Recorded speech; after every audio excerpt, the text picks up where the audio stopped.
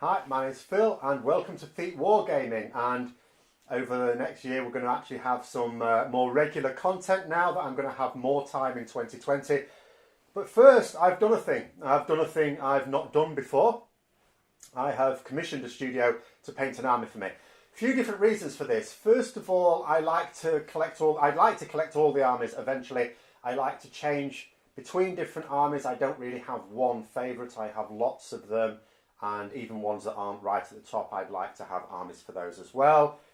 I don't have a lot of time to be painting them, and if I'm honest as well, I don't really enjoy painting, which means even when I do technically have some time, I tend to prevaricate, procrastinate, all the other P's that essentially mean no army, at least no painted army, and often not really an assembled army.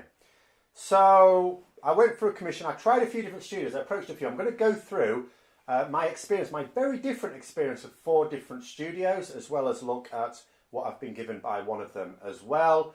And bear in mind, my requirements for the commission are not the same as other people's. For example, with some people, they will want them commissioned because it will be a better job than they can do and they want a nicely painted army.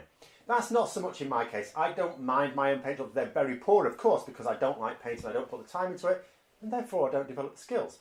But I just want basic tabletop. Obviously, if you're going to pay for it, I'd want it to be better quality than I would do.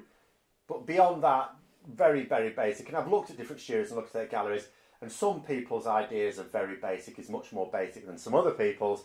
But if it's a lot cheaper, then that's fine. So the other thing to note is most of the studios do not put up any sort of guidance on prices. Now, of course, the vast majority of studios will just say, well, each model's different, take a different amount of time and different amounts of detail on it, and it'll be different prices. Fair enough. But at least put a guide there. I'm going to explain why in a moment. So the first studio I approached was one called the Vannis Temple. All of these are UK based. Even though studios will tend to, deliver overseas, that's a lot more messy. I just wanted it to be UK based. Now their price structure was very simple and very cheap as well. They basically charge RRP for the painting of the model. So if a group of models costs £50, they will charge £50 to paint it. For assembly, and I would want assembly as well, because again, that's something else I don't really like, they charge 30% of that. So effectively, you can think of it as 130% of the RRP for the models you want. Blimey, that was good. I certainly didn't find anywhere cheaper than that, or even as cheap as that. So I approached them, asked them for a quote, didn't get anything back. So that's unfortunate. I didn't actually get a response from them, so I thought, right, fine. And then I went with the only other one that was giving me a guideline price, which was Raven's Nest, which is what's in here. And I know I'm going to be happy with it because they've sent me photos of what there is.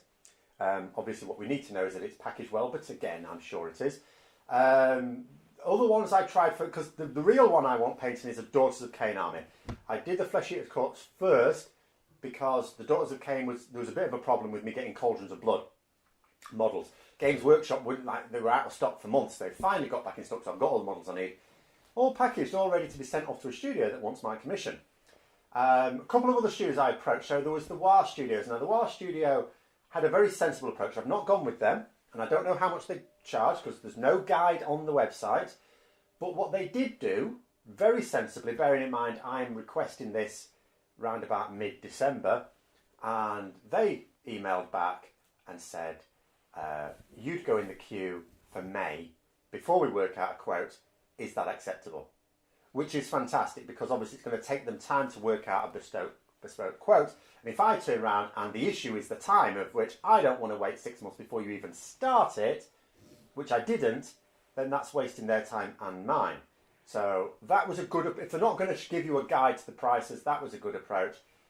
So I didn't do, I said, no, that's not good enough. And then the other one was recommended to me by Siege Studios.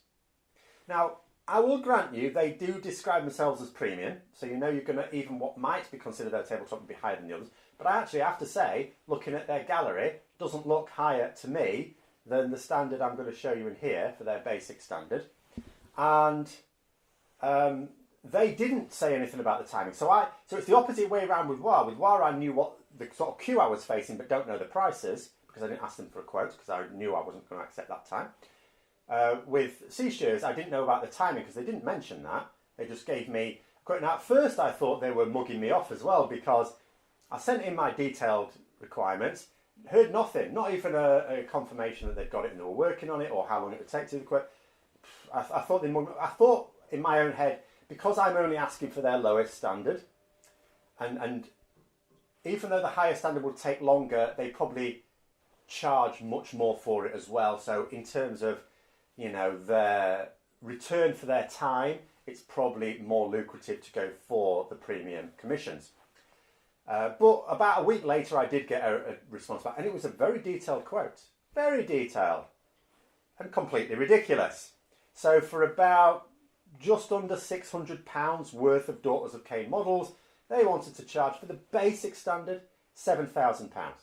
Now, this is why, really, I think they should put guides, even if it's just a gallery with, we charge this for this army. Even if they don't want to put a range of prices on there, if they just want to say, look, we did this army and this is what we charge for it. That would at least give you a guideline. Because I'm going to say £7,000, it's not just whether it's worth it or not. It's not. For the standard, for that standard on the galleries, it's not. But it doesn't matter. That's out of my price range. If I desperately wanted them to paint it, I couldn't afford that. I'm going to suggest that the vast majority of people cannot afford it, let alone justify the cost, actually afford it. Now, obviously, they're in business. They're getting people who can afford it and will pay that price. Fair enough. But again, I just think it's a waste of their time. Someone has done a detailed job on that commission, on that quote, sorry. A detailed job. And if they'd have just given me an idea that this is going to cost thousands, I would have straight away gone, no. So anyway, those are my experiences there. So Raven's Nest, the one I've gone with. We're just going to have a little look at how it looks inside. They've taped it up good and proper. I may have to just fast forward while I get this thing open. Right, so I imagine copious amounts of bubble wrap in here. Oh, right, okay. There's going to be a lot of sellotape as well. And what I asked for was their basic tabletop standard. And I have to say, I think it's a very creditable tabletop standard. It's higher than I would have accepted, I have to say. It's a better job than I would have accepted. It's a very nice job. It is, I mean, you know, in terms of how they define... Oh dear. Okay, so I have just seen something here. This is a little worrying. Is this on all of them? Is this a deliberate thing? I'm just noticing something very odd in that if we look at them from this angle, they actually look fine, absolutely fine. Is this some cunning attempt at shadow? Because I look underneath, and it is painted, but there's a lot of black there. I imagine that is a quicker way of doing it with the pretense of producing some sort of shadow. I have to say, I think that's a little dodgy. Again, I'm gonna say that I don't mind that, but I do think I don't think you buy it as shadow. I think that's just a way of saving time on the painting. But again, it's a painted army, and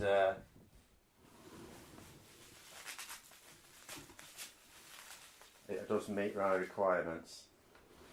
It is the sort of thing I think they probably should warn you about, though.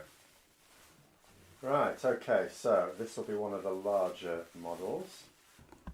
Just seeing if they've done the same on here. No, here it appears to be painted underneath, but then they do say for larger models, monsters and characters, that they have to do it above the basic level.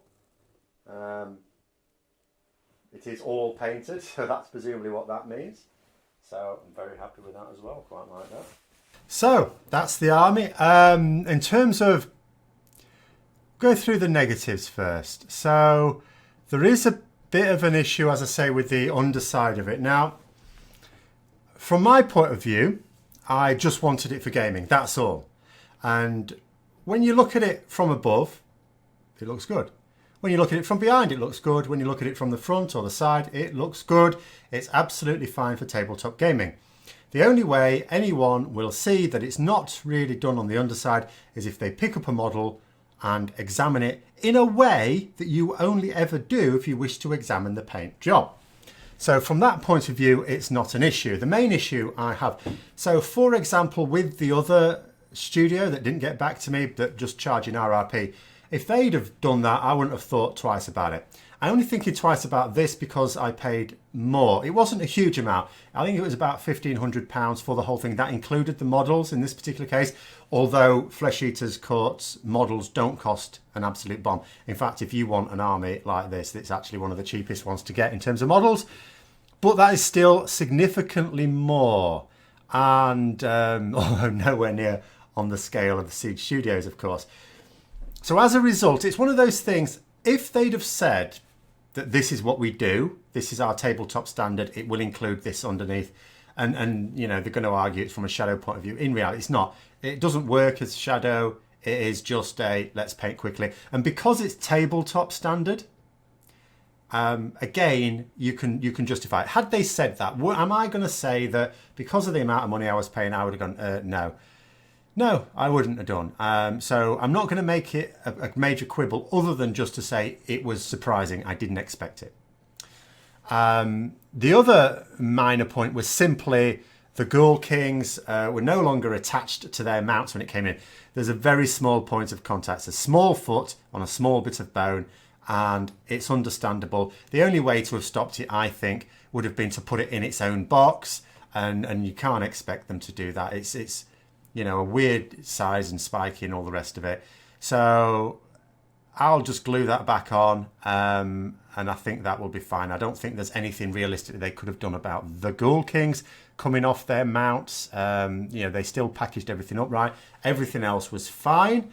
So it was a good experience for me. Now, what I'm going to say is, in terms of would I use it again? The answer is sort of yes, and depends. So for my Daughters of Cain army, it's all ready to go. All someone has to do is send me a quote. I've asked this company for a quote. I haven't got one yet. I've also requested a quote from another studio as well that I haven't actually approached as yet. What I would say is, if Raven's Nest came back with a quote that was okay, I expect it to be more than the Flesh Eaters Courts because the models are fiddlier, they've got more detail. And the other studio did. And let's say the prices were comparable. I would probably give the other studio a crack, even though they may do the same thing, because yeah, I'm not feeling it with the not painting the underside of it, and I'm not sure. And you get away with it. The ghouls are all sort of hunched over. I'm not sure you'd get away with that to the same extent with Daughters of Cain, but they may not do it to the same extent with Daughters of Cain either. I don't know. So I think what I will do is, if I get my two quotes back and they're both comparable, unless the other studio is like giving me a 6-month deadline, like ETA, sorry, and this one gives me like a 2-month one again, because that was also really good. When I put the order in, they said 5 to 6 weeks. Took 7 weeks, but that's still pretty good, I think. So generally speaking, that experience has been positive. I would say my experience in general of approaching commissioning studios has been less positive, simply because out of all the studios I've approached and looked at their websites and all the rest of it, there's still only one that I've used, and I've been trying to get this Daughters of Cain thing sorted for a while, and there's so many studios, and yet really difficult to get hold of them or get them to respond back to you, or find ones that will just do the basic tabletop for a reasonable price. So it's been a bit of a mixed bag. Let me know your thoughts, especially if you're in the UK. Have you got any studios that you would recommend as well, and why? And I hope you found the video interesting. If you did, don't forget to click the like button and subscribe to the channel. Until next time, I'll see you later.